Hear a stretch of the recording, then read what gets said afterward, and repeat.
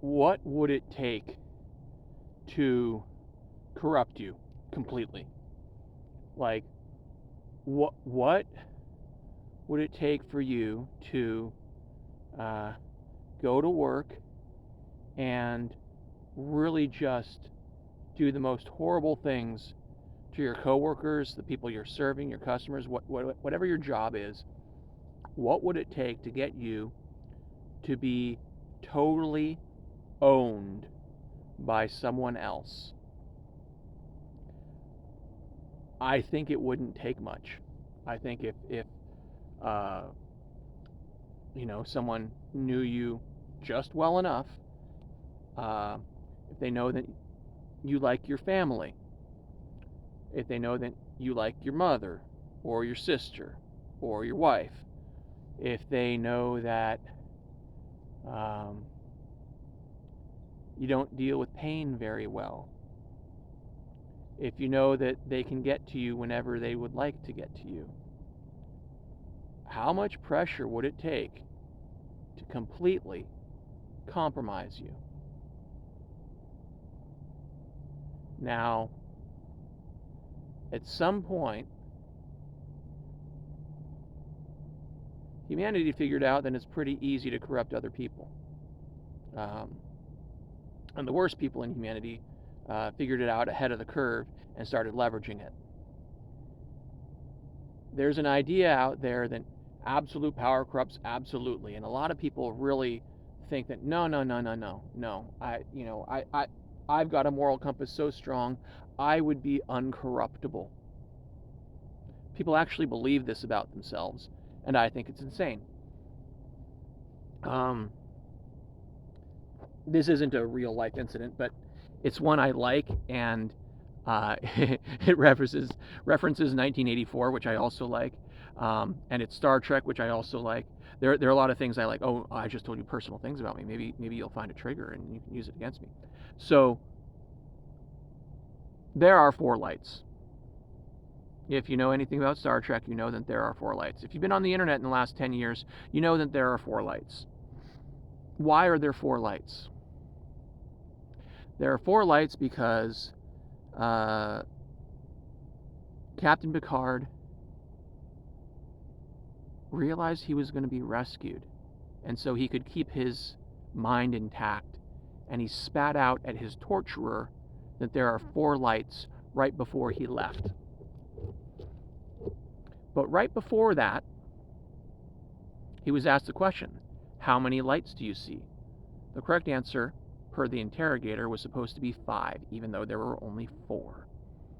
And right before Picard screamed, there are 4 lights, he was looking at those lights, and he said later in the episode, for a second, I saw 5 lights. And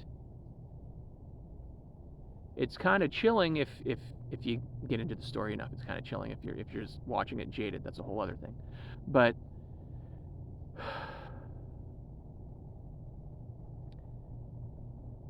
what would it take to get you to admit that no, actually, up is down, the world is flat, whatever would do it for you, then you swear, on everything that is truthful to you, that you would never do that. Do you really think that there's not a pressure point that could get you to flip? I mean, I think that, there are great historic examples of people who have proudly stood up for the truth and faced execution with defiance. And, all I got to say is their own death wasn't their pressure point. They were able to stick up for the truth and die because their own death was not their trigger point. The interrogators hadn't found it. But everyone's got a trigger point, and people are getting very good at finding people's trigger points and leveraging people's psychology. I'll bring up another one. The Harry Potter and I think it was the Order of the Phoenix with Dolores Umbridge, and she's starting to blast out her magical decrees. And I think that's also the episode. No, Not that episode. It was with Moody when we learned about the unforgivable curses. That was the Goblet of Fire. Now, in Goblet, we get introduced to these three unforgivable curses. They amount to murder, torture, and I'll call it compulsion or control of other people, right? In the Harry Potter world, it's done by dark wizards who utter the unforgivable curses, and they will, crucio you to torture you. They will Avada Kedavra you to kill you, or they will Imperio you to control you and make you dance and do their will. Now, I think she was pretty wise in laying those three out, J.K. Rowling. I think, those are, the levers of power when you think about it. They're the way that you get done what you want to get done if you're a powerful person. You threaten to murder people, you torture them, or you find their pressure point and you control them. That is how power works. On a grand scale, that's how. If you want to get mystical with it, that's how the dark masters of the universe are operating. Is they are leveraging people's individual psychology and group psychology against themselves. That's how our world is working right now. So we've got this, this idea that, oh, well, I'm uncorruptible, and people push back, oh no, absolute power does not corrupt absolutely. I would be the good one, or there's someone out there who would be good. We just need a benevolent king. Please. I mean, let's not be so ignorant and ridiculous about human nature, and ignorant and in denial about our own human nature. I'm betting that given the right trigger, almost everyone is totally corruptible. And it doesn't mean that the right trigger is your trigger. You might have a different trigger. Your trigger might not be your own life, it might be your child's suffering. Oh, that's the other thing. That Picard episode.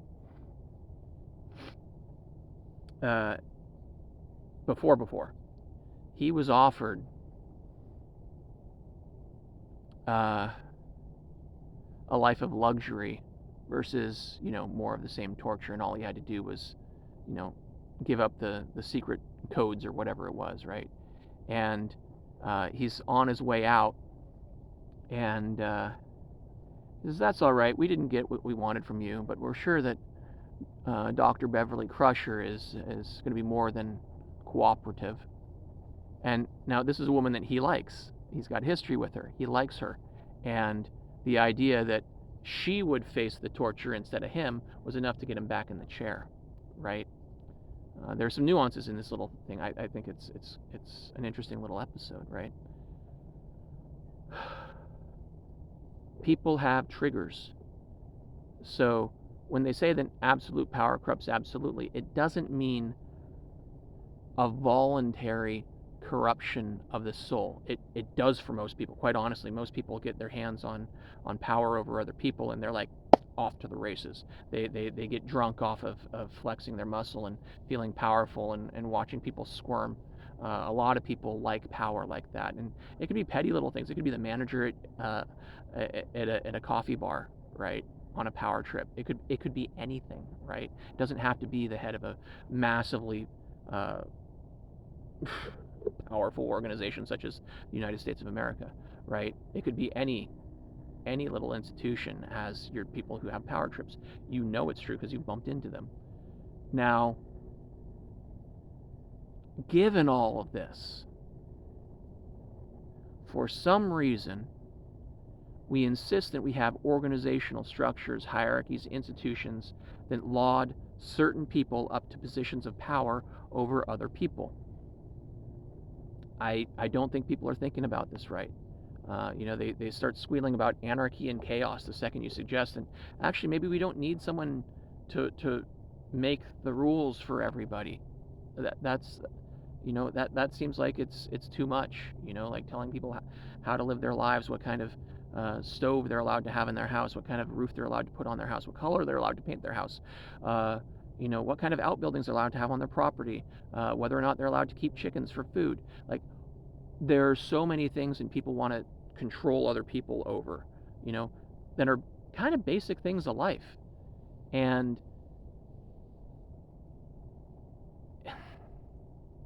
no one's fit for the position at all, right? Now, in a town council, with minimal power, it's a what do they call it? It's a strong council, not a strong mayor. They're different. Like, you can kind of see how these organizations work out. It's conceivable that the person in power there is wielding a lot less power and feels a lot more accountable to everybody, and maybe isn't the total maniacal, puppet master. But that position's going to affect them and change how they do things and corrupt them, and you're going to start to see conflicts of interest. Like, don't you own that store? Why aren't you recusing yourself? I mean, some stuff's obvious and they do recuse themselves, but other stuff's less obvious, and our biases are everywhere, and we're using our biases to make decisions for other people and what they will do by force of law, or else they will be fined or imprisoned, right? No one's fit for those positions. I think a lot of people think of themselves as fit for those positions, and if they're honest with themselves, it's because they like the power, and or at least they don't want the other guy to have the power, right? But then once they're there, they have the power, and it starts to work on them. I don't think that these institutions are immune to the corrupting power of power itself. And you got to know that power corrupts, and that your favorite politician, once they get in there, they have compromised so many times in order to get there, and then once they're there, people have triggers on them. What do you think Hugh Hefner was? What do you think Jeffrey Epstein was? If not blackmail operations? Power, leverage. Is it... There are dark things out there that people are willing to do to get power over other people. Imagine, the person who can tell the president, no, you're not doing that today. We're going a different direction. Do you imagine that that person doesn't exist?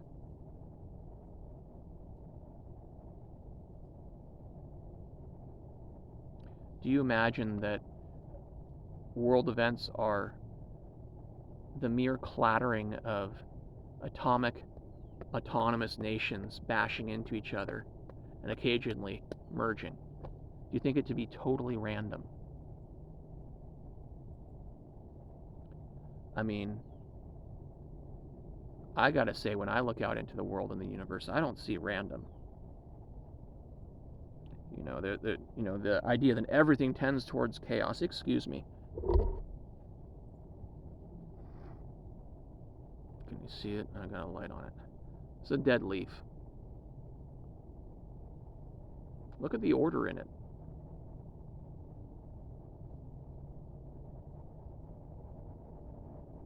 This little thing came from a little tiny seed, became part of this big tree behind me, and died. It's going to decompose. It's going to become food for something else, which is going to grow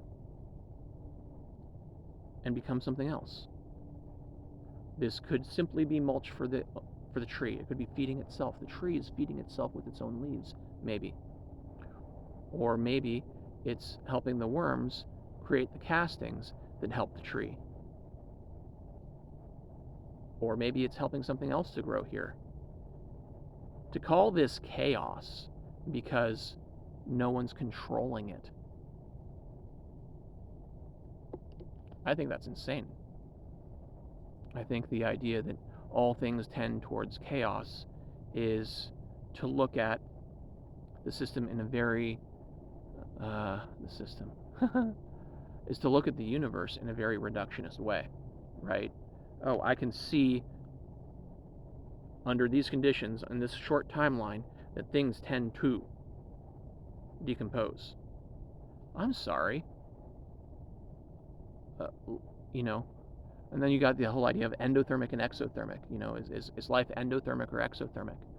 I think a lot of people would say it's endothermic, meaning it takes in more energy than it releases.